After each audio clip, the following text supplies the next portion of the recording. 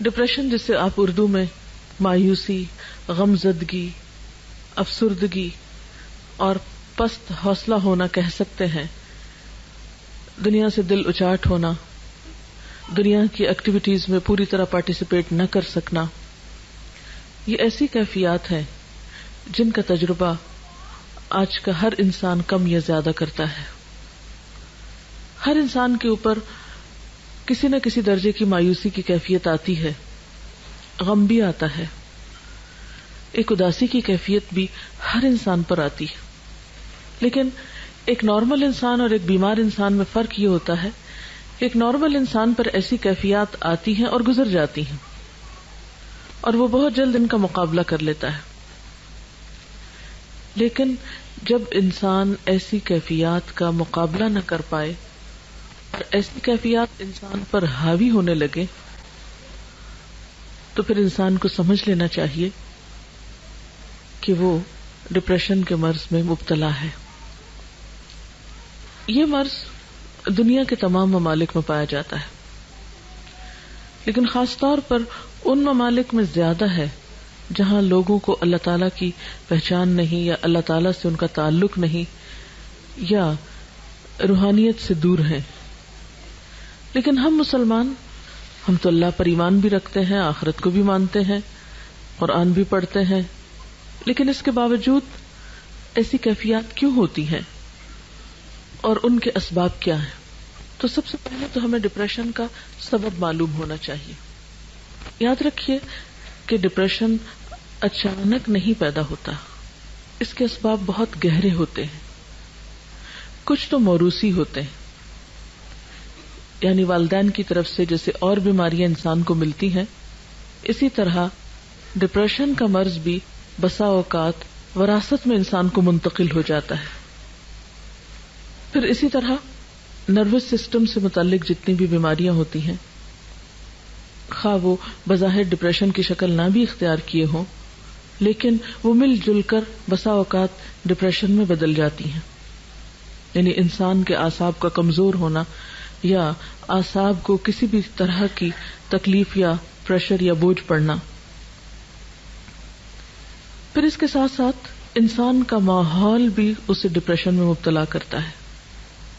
یعنی موروثی سبب، موروثی سے مراد یہ کہ جو وراثت میں ہمیں ملا ہے، اس کے ساتھ ساتھ ماحول اس میں ایک اہم کردار ادا کرتا ہے. بعض اوقات ایک سبب ہوتا ہے، بعض اوقات کئی اسباب ہوتے ہیں. پھر اسی طرح ماحول میں کیا چیز ہے، مثلا انسان کا گھر، اس کا خاندان، جہاں پر وہ کام کرتا ہے، یعنی اس کی ورک پلیس، پھر آن دا ہول ساری سوسائٹی اور معاشرہ، ان کے جو اثرات انسان پر پڑتے ہیں وہ اس کے اندر ڈپریشن پیدا کرتے ہیں. لیکن تجربے سے یہ بات پتہ چلی ہے کہ ڈپریشن کے خارجی یا معاشرے کے یا سوسائٹی کے اثرات سے زیادہ گھر کے اثرات یا اندرونی اثرات جو ہیں وہ انسان پر زیادہ مرتب ہوتے ہیں یا انسان کو زیادہ پریشان کرتے ہیں بنسبت بیرونی اسباب کے. اور ڈپریشن کا اہم ترین سبب یا اہم ترین وجہ انسان کا وہ گھر ہے جس میں وہ رہتا ہے، اور ایسا گھر جس کے رہنے والوں کے درمیان باہم محبت اور مودت اور ایک دوسرے کے ساتھ موافقت نہ پائی جاتی ہو. جس گھرانے کے اندر، جس خاندان کے اندر رہنے والے افراد کے درمیان باہم بدگمانی پائی جاتی ہو، باہم ایک دوسرے کے ساتھ ڈفرینس آف اوپینین ہر معاملے میں پایا جاتا ہو، اور خصوصاً وہ بچے ڈپریشن کا شکار ہوتے ہیں بڑے ہو کر جن کے والدین نے ان کو بھرپور توجہ نہ دی ہو، یا جو والدین کی محبت اور شفقت سے کسی بھی وجہ سے محروم ہوئے ہوں، یا جن پر والدین نے بے جا سختی کی ہو ناجائز طور پر. پھر اسی طرح ڈپریشن کے ان اسباب کے ساتھ ساتھ انسان کی بالکل اپنی ذات کے اندر بھی کچھ کشمکش ہوتی ہے جو ڈپریشن کا سبب بنتی ہے. اندر کی کشمکش کیا ہوتی ہے کہ انسان کے اندر کچھ خواہشات ہوتی ہیں، اور وہ خواہشات بالکل فطری خواہشات ہوتی ہیں. تو بعض اوقات جب انسان کی وہ خواہشات پوری نہیں ہوتی یا وہ خواہشات حد سے بڑی ہوئی ہوتی یا وہ خواہشات جائز کی حدود کو کراس کرنا چاہتی ہیں اور معاشرہ یا دین یا مذہب یا حالات یا ماحول ہمارا اس کے راستے میں رکاوٹ بنتا ہے، تو یہ جو اندر کی کشمکش ہے یہ بھی انسان کو ڈپریشن میں مبتلا کر دیتی ہے. یعنی ذاتی خلفشار، اندر کی کشمکش، اندر کی جنگ. مثلا دل ایک چیز کو چاہتا ہے لیکن دوسری طرف انسان دیکھتا ہے کہ اس کے حالات اس کو اجازت نہیں دیتے، مثلا اس کی جیب اجازت نہیں دیتی، اس کا خاندان اجازت نہیں دیتا، اس کا دین اجازت نہیں دیتا.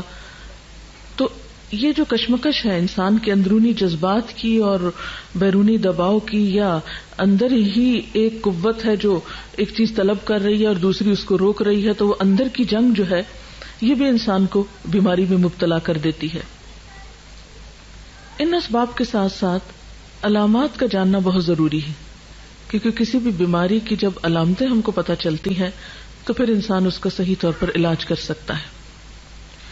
ان علامات میں پہلی علامت ہے تنگ دلی کا احساس، دل کی گھٹن، اندر کی گھبراہٹ. پھر اطمینان کا نہ ہونا، سکون کا نہ ہونا، بلا وجہ بے چینی کا احساس بغیر کسی ظاہری سبب کے. بعض اوقات تو انسان بے چین ہوتا ہے، غمگین ہوتا ہے، اداس ہوتا ہے، اس کی کوئی وجہ ہوتی ہے. مثلا آپ کو پتہ چلتا ہے خدا نخواستہ کوئی عزیز دوست رشتہ دار فوت ہو گیا، کوئی نقصان ہو گیا، کوئی مال کا نقصان ہو گیا، کوئی اور کسی چیز کا نقصان ہو گیا، تو ایسے نقصان انسان کو غم میں یا دکھ یا تکلیف میں مبتلا کرتے ہیں. ایک بہت واضح اور آبویس سی ریزن ہوتی ہے، انسان کو پتہ چلتی ہے. لیکن بعض اوقات جب وجہ نہیں پتہ چلتی اور اندر ایک بے چینی ہے تو یہ پھر ڈپریشن ہے، یہ ڈپریشن کی علامت ہے. پھر اسی طرح سوچ میں تلخی، نیگیٹو تھنکنگ، ہر چیز کو الٹا دیکھنا، ہر چیز کو الٹا سوچنا، کسی کے سیدھے کام کو بھی غلط سمجھنا، ہر ایک پر شک کرنا، بدگمانی کرنا، یہ بھی اس کی علامات میں سے ہے. اور پھر ان ساری چیزوں کے نتیجے میں انسان کی نیند میں گڑبڑ ہو جانا. یعنی اللہ تعالیٰ نے انسان کی ان ساری تکلیفوں کو دور کرنے کے جو اسباب رکھے ہیں، اور اس میں خاص طور پر ایک بہت بڑا سبب جو ہے وہ نیند ہے، جس سے انسان سکون پاتا ہے، اس سے انسان عاری ہو جاتا ہے. اور اس وجہ سے آپ دیکھیں گے کہ بہت سارے لوگ نیند کی دوائیں کھا کر، مسکن ادویات کھا کر سوتے ہیں. تو ایسی ادویات کھا کر اپنے آپ کو سلائے رکھنا اور اپنے آپ کو دنیا کے وسائل سے فرار پر آمادہ کرنا، یہ اس کا علاج نہیں ہوا کرتا. اسی طرح بعض اوقات یہ ہے کہ اندرونی علامات کے علاوہ جسم پر بیرونی طور پر بھی یا جسمانی طور پر بھی کچھ علامات سامنے آتی ہیں.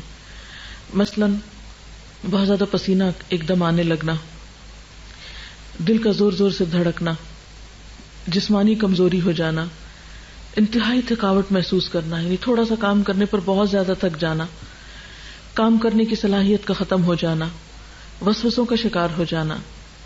اسی طرح بعض اوقات مختلف فوبیاز جو ہو جاتے ہیں کہ لفٹ میں نہیں چڑھ سکتے، بند کمرے میں نہیں جا سکتے، اندھیرے میں نہیں جا سکتے. تو یہ چند ایک ظاہری اسباب بھی انسان کو پریشان کرتے ہیں، جو کہ عام نارمل حالات میں انسان کے لیے پریشانی کا سبب نہیں ہوتے. کیونکہ مثلا ایک نارمل انسان گھر میں اکیلا ہے، اندھیرے کمرے میں جا رہا ہے، لائٹ چلی جاتی ہے، وہ اسے بہت نارمل لیتا ہے، کہیں اوپر جانا، نیچے اترنا ہے.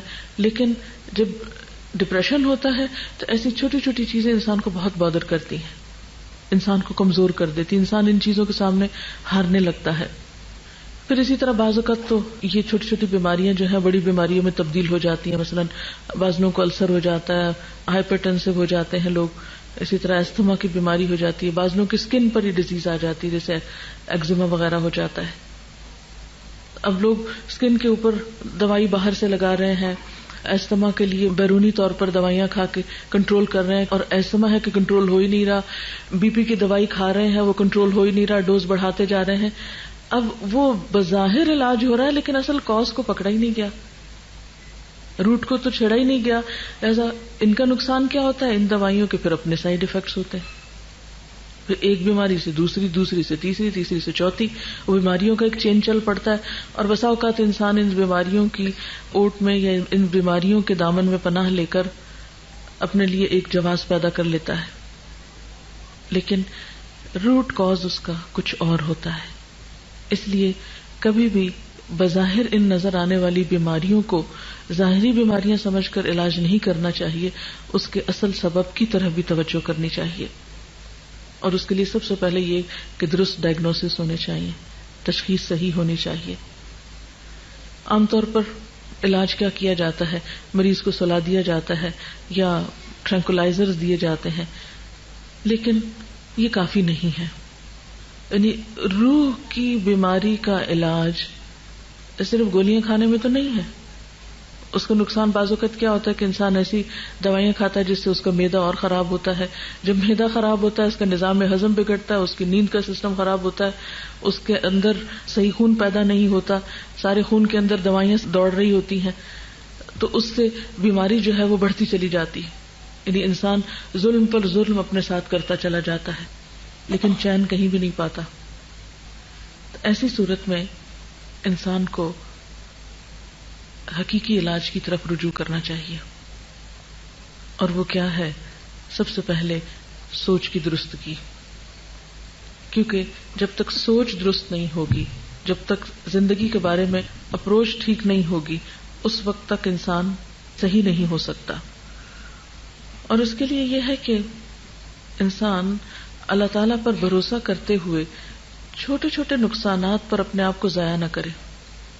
مثلا کسی کا قول ہے کہ گرے ہوئے دودھ پہ افسوس کا اظہار نہ کرے، لیکن ہم میں سے اکثر لوگ اسی عادت کے شکار ہوتے ہیں کہ اگر سویرے سویرے چائے بناتے ہوئے دودھ گر گیا تو سارا دن اسی کا غم. ہر تھوڑی دیر بعد خیال ہے آج دودھ گر گیا تھا، آج دودھ گر گیا تھا، آج دودھ گر گیا تھا.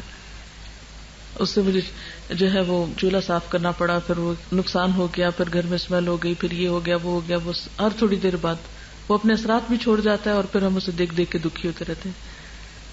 حالانکہ جو گرنا تھا گر گیا، بس ختم. اس کے بعد اس کو بھولنے کی کوشش کرنی چاہیے، کیونکہ اب افسوس کرنے سے حاصل کچھ نہیں. پھر اسی طرح کسی نے یہ بھی کہا کہ سیٹی کو اس کی قیمت سے زیادہ میں نہیں خریدنا چاہیے. یعنی سیٹی ایک معمولی سی چیز ہے نا، روپے 2 روپے میں مل جائے گی، اس پہ 10 روپے کیوں لگاتے ہیں آپ؟ تو جو چیز جتنی حیثیت کی، جتنی قیمت کی ہے، اس کو اسی قیمت میں رکھنا چاہیے، اس سے زیادہ اسے اہمیت نہیں دینی چاہیے. اگر 2 روپے کا دودھ گر گیا یا 10 روپے کا گر گیا تو اس کے بدلے میں اپنے آپ کو جو آپ اتنے قیمتی ہیں اس کو کیوں پریشان کر رہے ہیں، اس کو کیوں نقصان دے رہے ہیں؟ تو چھوٹے چھوٹے نقصانات پر بڑی چیز قربان نہیں کرنی چاہیے. ہر چیز کو اتنی ہی اہمیت دیں، ہر چیز کو اتنی ہی اہمیت دیں جتنی اہمیت کی وہ لائق ہے. ہر نقصان پر اور ہر جانے والی چیز پر یہ سوچیں کہ اس چیز کی ویلیو کیا ہے، اس کی حقیقت کیا ہے. جس کے لیے میں اتنا رو رہی ہوں، کوڑ رہی ہوں، جان جلا رہی ہوں، خون جلا رہی ہوں، اس کی حقیقت کیا ہے؟ تو آپ دیکھیں گے کہ بہت ساری چیزیں جن پہ ہم دکھی ہوتے ہیں ان کی حقیقت کچھ بھی نہیں ہوتی، بالکل معمولی چیزیں ہوتی ہیں، لیکن اس پہ جو ہم خرچ کر رہے ہوتے ہیں وہ بہت بڑا ہوتا ہے. اور پھر اسی طرح یہ ہے کہ ماضی اور مستقبل کے دروازے بند کر دینے چاہیے، حال میں زندہ رہنے کی کوشش کرنی چاہیے. ماضی کو بھول جائیں اور مستقبل کے بارے میں سوچنا چھوڑ دیں. کل جس نے جنم ہی نہیں لیا اس کے بارے میں کیوں سوچ رہے ہیں؟ اور ماضی جو فوت ہو چکا اس کے بارے میں کیوں سوچ رہے ہیں؟ نہ وہ ہاتھ میں، نہ وہ ہاتھ میں. جو ہاتھ میں اس کی قدر کریں، جو آج پاس ہے اس کو ویلیو دیں. پھر اسی طرح آپ دیکھیں کہ کوئی بھی بیماری اس کا علاج کرنے سے پہلے پرہیز زیادہ اچھا ہوتا ہے. جیسے عام طور پہ ایک محاورہ بھی ہے نا کہ پرہیز علاج سے بہتر ہے. یعنی بجائے اس کے کہ انسان ایک بیماری کا شکار ہو اور پھر علاج شروع کرے، تو اس سے پہلے ہی پرہیز کرنا چاہیے. کیونکہ ڈپریشن کی بھی سٹیجز ہوتی ہیں، پہلا درجہ، دوسرا، تیسرا، آگے. اگر آپ کو پہلے درجے کا ڈپریشن، یعنی کہ آپ چھوٹی چھوٹی بات پہ افسردہ یا غمزدہ ہونا شروع ہوئے تو فوراً کانشیس ہو جائیں کہ نہیں اس سے آگے نہیں جانے دینا. اس کو کیا وجہ ہے، کیوں میں ایسا کر رہی ہوں؟ سبب کو جانیں اور اس سبب کو بالکل چھوٹا کر کے رکھ دیں. یہ تو کوئی بات ہی نہیں. بڑی سے بڑی بات کو اگر آپ تولیں اپنے مقابلے میں تو ہر جانے والی چیز کا نعم البدل ہو سکتا ہے، لیکن آپ کی اپنی ذات کا کوئی نعم البدل نہیں ہے. اگر آپ نہ رہے وما یغنی عنہ مالہ اذا تردی، انسان اگر خود ہلاک ہو جائے تو اس کا مال اس کے کس کام کا، دنیا کی نعمتیں کس کام کی. اس لیے سب سے پہلے تو پرہیز ضروری ہے. یعنی جہاں اپنے اندر ایسے جراثیم دیکھیں، جہاں اپنے اندر ایسی کوئی کیفیت دیکھیں تو فوراً یہ سوچیں کہ وجہ کیا ہے اور اس کو یہیں ختم کرنا، اس سے آگے نہیں جانا. اور اس کے لیے سب سے پہلی چیز یہ کہ ہمیں اپنے آپ کو انالائز کر کے یہ دیکھنا چاہیے کہ مجھے کس چیز سے ڈر لگتا ہے. کیونکہ ڈپریشن کے اسباب میں ڈر بھی ہوتا ہے، خوف بھی. کس چیز کا ڈر ہے مجھے، کس چیز کا غم ہے؟ تو آپ دیکھیں گے کہ بہت سے لوگوں کو ڈپریشن اس وجہ سے ہوتا ہے کہ وہ انجانے اور غیر معلوم قسم کے تفکرات میں گھرے ہوئے ہوتے ہیں. جیسے ابھی میں نے کہا نا کہ ماضی اور مستقبل کے دروازے دونوں بند کر دیں، صرف حال کا دروازہ کھلا رہنے دیں. مثلا آپ دیکھیں کہ اگر آپ ایک گھر میں ہیں، بڑا گھر ہے اور آپ اس میں ایک کمرے میں رہ رہے ہیں، تو عقل مندی کیا ہے کہ باقی کمرے بند کر دیں. کیوں آپ کھلا چھوڑتے ہیں ان کو کہ روز مٹی پڑے اور روز صفائی کرنی پڑے؟ جب تک وہ استعمال نہیں ہوتے تو بند رہیں. جہاں آپ رہ رہے ہیں بس اسی کی حفاظت کریں. تو آپ آج میں رہ رہے ہیں، آج کو دیکھیں کہ آج کا دن آپ کے لیے کتنا قیمتی ہے، اس میں آپ کیا کر سکتے ہیں، اس سے کس طرح فائدہ اٹھا سکتے ہیں. تو اس میں یہ ہے کہ خوف ہمیشہ مستقبل کا ہوتا ہے نا، مستقبل کے بارے میں انسان کو کچھ پریشانیاں ہوتی ہیں. لیکن آپ جانتے ہیں، میں اور آپ سب ایمان رکھتے ہیں کہ ہر چیز اللہ کے اختیار میں ہے. کل کا علم صرف اللہ کو، صرف. اصل مشکل یہ ہے کہ ہمارا جو غیب پر ایمان ہے نا وہ درست نہیں، اللہ پر ایمان جو ہے وہی درست نہیں ہے. ہم ایمان بھی رکھتے ہیں اور ساتھ شرک بھی کرتے ہیں. ہم مستقبل کو اللہ کے حوالے نہیں کرنا چاہتے، اس کو اپنے ہاتھ میں رکھنا چاہتے ہیں. اس کے فیصلے اور اس کی بھلائی اور اس کا فائدہ ہم سمجھتے ہیں ہمارے ہاتھ میں ہے، جبکہ ہمارے ہاتھ میں کچھ نہیں ہے. ہمارے ہاتھ میں تو وہ بھی نہیں ہے جو اس وقت میرے پاس ہے. ہم تو اتنے کمزور ہیں کہ ہمیں نہیں پتا کہ ابھی تھوڑی دیر میں کیا ہو جائے. دنیا میں ہر آن کتنی تبدیلیاں ہو رہی ہیں. کسی کو پتا تھا یہ ہوائیں اور یہ بارشیں اور یہ ٹھنڈک اور یہ سب پھر اس طرح لوٹ آئے گا اور پورے ملک کو بارش اس طرح لپیٹ لے گی؟ کسی کو خبر نہیں تھی. 2-4 دن پہلے کسی کے وہم و گمان میں بھی نہیں تھا. ہو سکتا ہے کہ آپ ایک ہفتہ پہلے کی گرمی دیکھ کے پریشان ہو رہے ہوں اور سوچ رہے ہوں کہ ہائے گرمی آ رہی. کم از کم اور تو کسی کا نہیں مجھے پتا، میں اپنے بارے میں ضرور کہہ سکتی ہوں کہ ذرا سی دھوپ تیز ہوئی تو مجھے ایک دم پریشانی ہوئی، یا اللہ، اور میں اپنے دماغ پہ بوجھ ڈال کے بیٹھ گئی اب پھر گرمی آ رہی، مجھ سے تو کچھ نہیں ہوگا. اور تھوڑی دیر میرے اوپر وہ کیفیت رہی، پھر میں نے سوچا چھوڑو، کوئی پتہ نہیں کل کو کیا ہوتا ہے اور کیا ہونا اور کیا نہیں. اور اس کے بعد میں فوراً اس کیفیت سے نکلی. اور اگر میں نہیں نکلتی اور سارا دن میں اپنے آپ کو اس میں مبتلا رکھتی تو واقعی میں کچھ نہیں کر سکتی تھی. میرے اپنے اوپر وہ کیفیت آئی ایک خوف کی کہ گرمی آ رہی ہے، کیونکہ مجھے گرمی سے ڈر لگتا ہے بہت. جہنم سے بھی بہت ڈر لگتا ہے اور گرمی سے بھی بڑا ڈر لگتا ہے. تو مجھے لگتا ہے کہ گرمی آئی تو میرے کام کرنے کی صلاحیت جو کم از کم آدھی ختم ہو جائے گی اور بہت مشکل پڑتی ہے مجھے اس کو ڈیل کرنے میں. خیر، اور آج جب مجھے سردی لگ رہی تھی دن کو تو میں سوچ رہی تھی کہ میں کتنی احمق تھی کہ میں گرمی سے پریشان ہو رہی تھی. مجھے تو نہیں پتا تھا کہ اگلے ہفتے موسم ایسا ہو جائے گا. اور واقعی ہمیں نہیں پتا کہ کل کے لیے جس چیز سے ہم پریشان ہو رہے ہیں وہ کل ہوگی بھی کہ نہیں ہوگی. تو ہر وہ چیز جس کا خوف آنے لگے، کوئی بھی چیز، کیونکہ خوف ڈپریشن کا سبب بنتا ہے، ہر وہ چیز جس کا خوف آنے لگے اس کو اپنے دل سے نکالنے کی کوشش کریں کہ نہیں، میں نے کل نہیں دیکھا، مجھے نہیں پتا کہ کل کیا ہوگا. آج نہیں ہے یہ چیز میرے پاس تو اس لیے مجھے پرواہ نہیں کرنی چاہیے. پھر آپ دیکھیں کہ دوسری بات یہ کہ جن چیزوں کا ہمیں خوف ہے ان کے اسباب معلوم کر کے سبب دور کرنے کی کوشش کر لیں. کوئی بھی چیز جس کا آپ خوف ہے آپ کو تو اس کے لیے تیاری کر لیں. مثلا اگر مجھے خوف ہے گرمی کا تو میں ذرا دیکھ لوں کہ اے سی ٹھیک کام کر رہا ہے یا نہیں، کپڑے گرمیوں کے ہیں یا نہیں، یعنی تیاری کر لوں بجائے اس کے کہ خوف زدہ ہو کے بیٹھ جاؤں اور سوچتی جاؤں اور بس. اس سے تو مسئلہ حل نہیں ہوگا. نمبر 1 یہ کل کا کسی کو نہیں پتا. نمبر 2 یہ کہ ہاں نہیں پتا لیکن پھر بھی ہم ایکسپیکٹ کرتے ہیں کہ ایسا ہو سکتا ہے، پاسبلٹی ہے اور ہو بھی جاتا ہے ایسے، تو اس کے لیے ابھی سے تیاری شروع کر دیں، اس کا بندوبست کریں، اس سبب کو دور کرنے کی کوشش کریں. اور پھر آپ دیکھیں گے کہ جب سبب دور ہوگا یعنی تیاری ہوگی تو آپ کے اندر ایک کانفیڈینس آئے گا کہ نہیں اب آ جائے، اگر مشکل آتی بھی تو میں نبٹنے کی صلاحیت رکھتی ہوں، مجھے پتا ہے کہ کیسے ڈیل کرنا ہے اس لیے گھبرانے کی کیا ضرورت ہے. ہمارے اور خوف کیا ہوتے ہیں؟ مثلا سارے خوف کا تو میں یہاں ذکر نہیں کر سکتی، چند ایک خوف کا ذکر کر سکتی ہوں. مثلا ہمیں خوف ہوتا ہے کہ ہم کل کھائیں گے کہاں سے، ہمارا کیا بنے گا، ہمارے رزق کا کیا ہوگا، کون ہمارے لیے کمائے گا، کون ہمارے لیے لائے گا، کہاں سے کھائیں گے، کیا ہوگا. اور یہ خوف جن کے پاس بہت کچھ ہے ان کو بھی ہے اور جن کے پاس نہیں ہے ان کو بھی ہے، سب کو ہی ہوتا ہے. اللہ تعالیٰ نے قرآن پاک میں اس کا بہت اچھا جواب دیا ہے. وَكَأَيٍّ مِّن دَابَّةٍ لَا تَحْمِلُ رِزْقَهَا اللَّهُ يَرْزُقُهَا وَإِيَّاكُمْ وَهُوَ السَّمِيعُ الْعَلِيمُ. کتنے ہی جانور ہیں جو اپنا رزق اٹھائے نہیں پھرتے، ان کی پیٹھ پہ نہیں لدا ہوا. اللہ ان کو رزق دیتا ہے اور تمہارا رازق بھی وہی ہے. آخر اتنے سال زندگی کے گزارے، کسی دن بھوکے تو نہیں سوئے نا. 20 سال عمر ہے یا 40 سال عمر ہے، 40 سال کھلایا نا اس نے، تو جس نے پچھلے 40 سال کھلایا وہ اگلے بھی کھلا دے گا. یہ اس کے ذمہ ہے. ہم اپنی طرف سے کوشش کرتے رہیں، جو ہم سے بن پڑتا ہے بناتے رہیں اور باقی معاملہ اس پہ چھوڑ دیں. پھر اسی طرح عموماً کیا ہوتا ہے، ہمیں خوف ہے کوئی مصیبت نہ آ جائے، ہائی یہ نہ ہو، مثلاً یہ شینڈلیئر خدا نہ خواستہ یہ نہ گر پڑے، یہ شیشہ نہ ٹوٹ جائے، کہیں آگ نہ لگ جائے، وہ کہیں باہر نکلی ہو بھی خدا نہ خواستہ ایکسیڈنٹ نہ ہو جائے. یعنی یہ چھوٹی چھوٹی باتیں ہوتی ہیں نا جو ہر وقت ہمارے دل سے آ کے گزرتی رہتی ہیں. چھوٹے چھوٹے خوف، یہ نہ ہو جائے، وہ نہ ہو جائے، وہ نہ ہو جائے. یعنی مصیبت کے آنے کا خوف، کسی بھی قسم کی مصیبت کے آنے کا خوف. اللہ تعالیٰ فرماتے ہیں ما اصاب من مصیبت فی الارض ولا فی انفسکم الا فی کتاب من قبل ان نبرأها ان ذلک علی اللہ یسیر.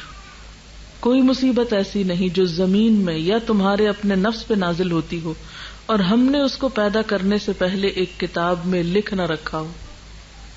ایسا کرنا اللہ کے لیے بہت آسان ہے. وہ تو لکھی جا چکی، اب کیا کرو گے؟ پریشان ہونے سے وہ ٹل جائے گی. ہاں ایک بات ہے، دعا کرو، دعا سے تقدیر بدلتی ہے. اور اپنے آپ کو ذہنی طور پر کسی بھی آنے والے حادثے کے لیے تیار رکھو. اللہ سے مدد مانگتے رہو کہ اللہ تعالیٰ ہر شر سے، ہر مصیبت سے بچائے. حفاظت کی دعائیں کرو، حفاظت کے اسباب اختیار کرو، کیونکہ اللہ نے انسان کو عقل دی ہے اور نبٹنا بھی سکھاتا. اور آپ نے یہ بھی دیکھا کہ جب کچھ پڑ جاتا ہے تو گزر بھی تو جاتا ہے نا. اور پھر اس موقع پر کچھ پچھلی مصیبتوں کو یاد کر لیں. وہ جو فلاں پڑی تھی تو کیا ہو گیا تھا، آئی تھی اور گزر ہی گئی نا، پھر کیا ہوا. کسی بڑے سے بڑے حادثے کو، بڑی سے بڑی پریشانی، بڑے سے بڑے دکھ کو یاد کر لیں اور پھر دیکھیں کہ وہ دکھ پہلے بہت بڑا تھا، پھر آہستہ آہستہ ختم ہو گیا. ہر آنے والا دکھ چلا جاتا ہے، کوئی نہیں رہتا دنیا میں. تو خدا نخواستہ اگر کوئی آ بھی گیا تو چلا بھی جائے گا. ایمان سلامت رہنا چاہیے، کیونکہ ہوتا یہ ہے کہ دکھ چھوٹا ہوتا ہے اور نقصان ہم بڑا کر بیٹھتے ہیں. وہ سیٹی کو اس کی قیمت سے زیادہ پہ خریدتے ہیں. مشکل چھوٹی ہوتی ہے اور اس کے لیے اپنے آپ کو گھلا ڈالتے ہیں، اپنے آپ کی قیمت لگا دیتے ہیں نا اس میں. پھر اللہ تعالیٰ فرماتے ہیں وَإِن يَمْسَسْكَ اللَّهُ بِضُرٍّ فَلَا كَاشِفَ لَهُ إِلَّا هُوَ وَإِن يَمْسَسْكَ بِخَيْرٍ فَهُوَ عَلَى كُلِّ شَيْءٍ قَدِيرٌ. اگر اللہ تمہیں کسی قسم کا نقصان پہنچائے تو اس کے سوا کوئی نہیں جو تمہیں اس نقصان سے بچا سکے، اور اگر وہ تمہیں کسی بھلائی سے بہرہ مند کرے تو وہ ہر چیز پہ قادر ہے. گویا نقصان بھی اس کے ہاتھ میں، نفع بھی اس کے ہاتھ میں. جب میرا تعلق اس سے مضبوط ہے تو میں اس سے خیر کی توقع کیوں نہیں رکھتی کہ وہ مجھے اپنے خیر سے ہی نوازے گا اور شر مجھ سے دور کر دے گا. پھر اسی طرح انسان بسا اوقات بیمار ہونے سے ڈرتا ہے کہ بڑھاپا ہوا تو میرا کیا بنے گا. کہیں چھوٹی موٹی درد شروع ہوئی، یہ درد شروع ہو گئی، اب تو یہ بڑھے گی، اور اب تو میری عمر اتنی ہو گئی، اور اس عمر میں تو فلاں کو میں نے دیکھا تھا اس کا یہ حال تھا، اور فلاں کا تو یہ بن گیا، اب میرے ساتھ پتہ نہیں کیا ہونے والا ہے. ایک خوف. اب ہوتا کیا ہے کہ انسان، یعنی یہ بات اب ایک طرح سے پرووڈ ہے کہ انسان کے بہت سارے ایکشنز اس کی سوچ کا نتیجہ ہوتے ہیں. بہت ساری بیماریاں صرف اس کی سوچ کی وجہ سے ظاہر ہوتی ہیں، حالانکہ حقیقی سبب کوئی نہیں ہوتا جسم میں ان کا. تو اب ایک چیز جس کو ہم نے کسی کے ساتھ ہوگی ہم نے اس کو اپنے پہ لے لیا، نہیں اس کے ساتھ ہوگی اب مجھے بھی ضرور ہو جائے گی. اور عموماً ہم نے دیکھا ہوگا کہ کسی کو زکام میں دیکھا تو ہمیں لاحق ہو جاتا ہے، کسی کی آنکھ خراب دیکھی بس ایک دیکھنے کی دیر ہے وہ ہمیں بھی پہنچ جائے گی مرض. کیوں ایسا ہوتا ہے کہ ایک شخص سے مجھے زیادہ اثر ہو جاتا ہے، کسی دوسرے کو کیوں نہیں ہوتا؟ کیونکہ میرے اپنے اندر وہ جذب کرنے کی صلاحیت زیادہ ہے. وہ اس بیماری کو میں نے خود دعوت دے دی ہے، وہ ڈر خوف کے مارے وہ میرے اوپر حاوی ہو گئی ہے. اور اگر اس وقت انسان دعا پڑھ کے معاملہ اللہ کے حوالے کر دے، حدیث میں آتا ہے نا کہ جو شخص کسی مصیبت زدہ کو دیکھ کے یہ دعا پڑھے گا اللہ تعالیٰ اس کو اس مصیبت سے محفوظ کر دے گا. یعنی چھوٹی سی بھی کسی کو تکلیف میں دیکھے نا، مثلا کوئی گر گیا، کوئی اٹک گیا، کوئی ذرا سا بھی کسی دکھ میں مبتلا ہوا ہے، فوراً پڑھ دیں الحمدللہ الذی عافانی ممن ابتلاہ بہ، اللہ کا شکر ہے جس نے مجھے اس مصیبت سے بچا کے رکھا ہے. تو جب شکر ادا کریں گے اللہ تعالیٰ کا تو اللہ تعالیٰ آپ کو محفوظ کر لے گا.